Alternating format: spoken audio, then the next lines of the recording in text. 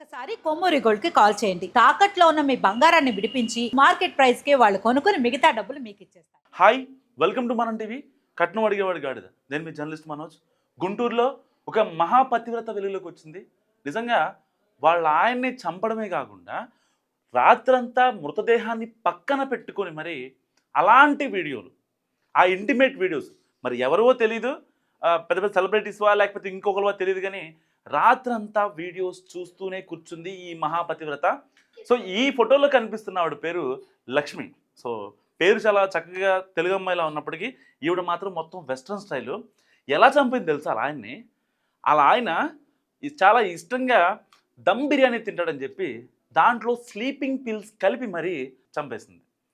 అతను చనిపోయిన విషయం తెలిసి దాదాపుగా 10 గంటల సమయంలో ఆయన బిర్యానీ తిన్నాడు.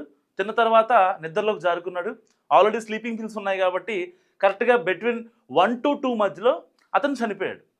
దాని తర్వాత వాళ్ళ ప్రియుడు ఎవరైతే గోపి ఉన్నాడో వాడికి ఫోన్ చేసి ఆయన చనిపోయాడు అని చెప్పి నువ్వు ఇప్పుడే ఇంటికి రాకు అని చెప్పి చాలా జాగ్రత్తలు పాటించి, ఒకవేళ రేపొద్దున ఎవరన్నా టైంలో వస్తే ఇంటికి వస్తే చూస్తారేమో అని చెప్పి ఈ మహాప్రతివత మహా ఇల్లాలు సో చాలా జాగ్రత్తగా తన ప్రియుడిని కాపాడిందని చెప్పాలి.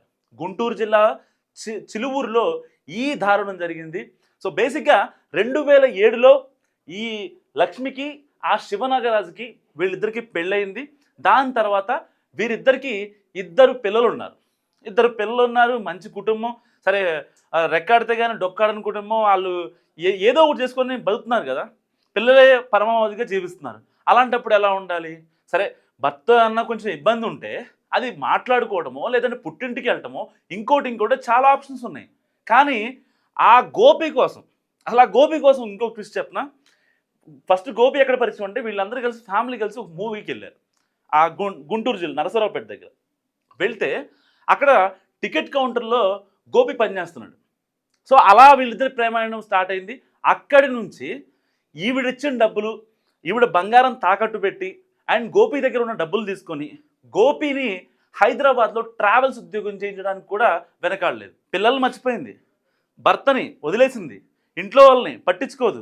ఇక ఆవిడ సుఖమే ఆవిడకి కావాలి. లిటరల్గా చెప్పాలంటే డెడ్ బాడీని పక్కన పెట్టుకొని అలాంటి వీడియోస్ చూసిందంటే జస్ట్ ఇమాజిన్. ఆ మహాపతివ్రత నిజంగా అసలు ఈ జనరేషన్కి అలాంటి వాళ్ళు కావాలి. అంటారు కదా, వాట్ ఏ సీన్ అని చెప్పి ఒక మీమ్ ఒకటి వైరల్ అవుతూ ఉంటుంది కదా, నిజంగా ఇవిడికి అది కంప్లీట్గా యాప్ట్ అవుద్ది. సో పర్టికులర్గా వీళ్ళిద్దరూ స్టార్టింగ్ అసలు చంపుదామని ఫిక్స్ అవ్వలేదు. ఈ గోపి అను లక్ష్మి కలిసి శివనాగరాజుని చంపుదామని అనుకోలే. ఎప్పుడైతే శివనాగరాజు ఈ గోపి ట్రావెల్ సంబంధించిన హైదరాబాద్లో బిజినెస్ పెట్టాడు కదా, దానికి సంబంధించి ఇంటికి వచ్చాడు అనమాట. ఈవిడేం చేసింది, లక్ష్మి గారు ఏం చేశారు, లేదండి గోపి అయితే మంచోడు, సో అలాంటి వాళ్ళ దగ్గర మనం ఉంటే మనం కూడా హైదరాబాద్ వచ్చేయచ్చు, ఫర్దర్గా మనం హైదరాబాద్లోనే ఒక బిజినెస్ స్టార్ట్ చేసుకోవచ్చు, చాలా బాగుంటాం, పిల్లల ఫ్యూచర్ బాగుంటుందని శివనాగరాజుని కన్విన్స్ చేసింది. పాపం పిచ్చోడు కదా, పిల్లలు బాగుంటారు, నా ఫ్యామిలీ బాగుంటుంది, నా పెళ్ళం బాగుంటుంది అంటే కన్విన్స్ అయిపోయాడు నాకులాగే. సో ఇక వెళ్ళాడు అనమాట. వెళ్ళిన తర్వాత అసలు ట్విస్ట్ స్టార్ట్ అయింది. సో ఎక్కడో తేడా కొడుతుంది. అక్కడికి వెళ్ళిన తర్వాత శివనాగరాజు అక్కడ ఉండటం, హైదరాబాద్లో ఉండటం, ఆ ట్రావెల్ సంబంధించిన పనులు అవి చూసుకోవడం, గోపి సరిగ్గా 2 రోజులకు ఒకసారి ఇంటికి రావడం.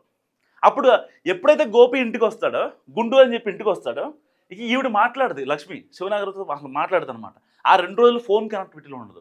ఏమైనా అడిగితే ఏం చెప్పేది, నేను పలానా ఇంట్లో పాచి పని చేయడానికి వెళ్ళా, లేకపోతే వేరే పనికి వెళ్ళాను, 2000 రూపాయలు వచ్చాయి, నీకు పంపించిన 1000 రూపాయలు, నీ ఫోన్పే నెంబర్ చెప్పు. పాప ఆయన ఫోన్పే లేదు, ఫోన్పే నెంబర్ చెప్పు అని చెప్పి అసలు ఆడని స్టంట్లు, వెయ్యని ఏషాలు, చెయ్యని పత్యాపదాలు లేవు. సో ఫైనల్గా ఇక ఎప్పుడైతే వీళ్ళిద్దరు ఎవరని తెలిసిన తర్వాత శివనాగరాజు హైదరాబాద్ నుంచి చివులూరుకి వచ్చాడో, ఇక వద్దు మనకి అలాంటివి ఏమొద్దు, సొంత ఊళ్ళో చేసుకుందాం. ఎందుకంటే ఇంటి దగ్గర ఉండేవాళ్ళు హైదరాబాద్లో కొంతమంది ఎమలు లేరనమాట ఈ వాతావరణానికి, ఈ ఫుడ్కి. సో వాళ్ళకి ఉండబుద్ధి కాదు పెద్దవాళ్ళకి. సో అలాంటి నేపథ్యంలో ఆయన మళ్ళీ చివుదూరు వెళ్ళిపోయాడు. ఏదైనా సరే మనం బతుకుదామని చెప్పి చాలా కరాఖండిగా చెప్పాడు లక్ష్మికి. అయినా లక్ష్మి ఏమాత్రం వినలా. అసలు నీకు పిల్లలంటే లెక్కలేదా, నేనంటే లెక్కలేదా, మన ఫ్యామిలీ మంచిగా ఉంటూ నీకు ఇష్టం లేదా, పచ్చగా ఉండొద్దా మనం, ఎందుకు ఇలా గొడవలు చేస్తున్నాం, పోనీ తాగేటోడా వచ్చి కొడుతున్నాడా, అత్తలు ఏమన్నా రాచి రంపాన పెడుతున్నారా, పిల్లలు ఏమన్నా ఇబ్బంది పెట్టేవాళ్ళ, మంచి సంసారం, మంచి కుటుంబం. శివనాగరాజుని ఓకే, ఒకవేళ నువ్వు కన్విన్స్ చేసుకోవాలనుకుంటే గోపి కూడా ఇట్లా మనతోనే ఉంటాడు, వాడికి పెళ్లి కాలేదు, లేదంటే నాకే ఇష్టం ఉంది అని చెప్పి మాట్లాడుకొని ఉంటే సరిపోయేది కదా. శివనాగరాజు ఏమనేవాడు, ఆయనకు కావాల్సిన అల్టిమేట్గా ఏంటి, ఆయన ఫ్యామిలీ బాగుంటాం, పిల్లలు బాగుండాలి, వాళ్ళకి ఒక మంచి ఫ్యూచర్ ఇవ్వగలగాలి, ఇదే కదా. దానికోసమే హైదరాబాద్ వెళ్ళింది. ఊరిని వదిలిపెట్టి మరి హైదరాబాద్ వెళ్ళాడంటే ఎవరి కోసం వెళ్ళాడు, కేవలం భార్య పిల్లల కోసం కదా. సో ఈ చివులూరు ఘటన గురించి మీరేమనుకుంటున్నారో మస్తుగా కామెంట్ చేయండి. చూస్తూనే ఉండండి మనం టీవీ.